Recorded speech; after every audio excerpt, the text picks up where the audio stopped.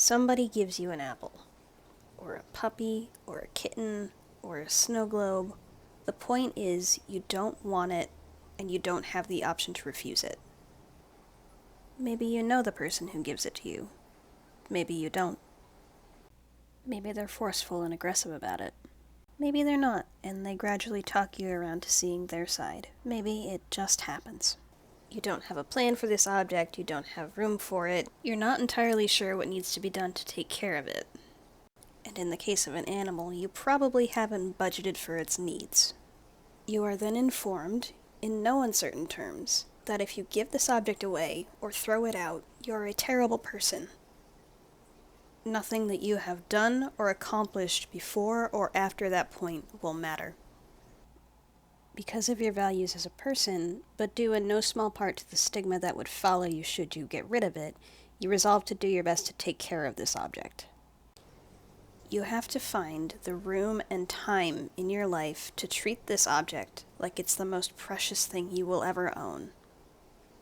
You will get no support from the person who gave you the object. You may get no support from your family, and you may lose everything that you have worked for up to this point. Your every day, your every waking hour, now revolves around making sure that this object is safe and properly housed. And let's say, for the purposes of this argument, that you work a minimum wage job. $7.50 an hour, 40 to 60 hours a week. You don't get paid time off or sick leave, and you are told you don't qualify for financial aid. You were doing okay before you were given the object, but now you have to include it in your budget. Now you have to decide between paying rent and making sure you're fed.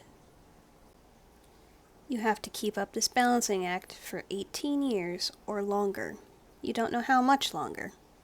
And if at any point you struggle or fail to meet the needs of the object that you were given, even if it in some way risks your own health and safety to take care of this object, all of the blame falls on you.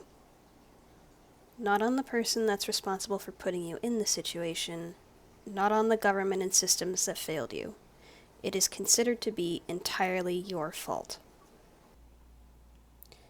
Now stop and examine how you're feeling. Are you coming up with reasons that this couldn't be you, or are you actually thinking about it?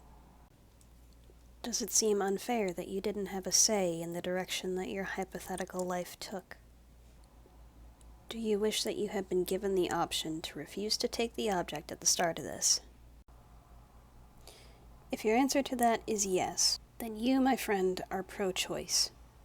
Because being pro-choice is not the same thing as being pro-abortion.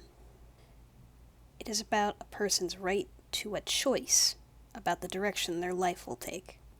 It is basic respect for a person's right to make their own decisions.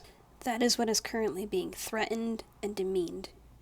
And if you're currently rolling your eyes and about to click off this video because I'm getting political, then I ask you to stop and think. If one basic freedom can be taken away, they can all be taken away. This isn't just about defending women's rights or the rights of pregnant people.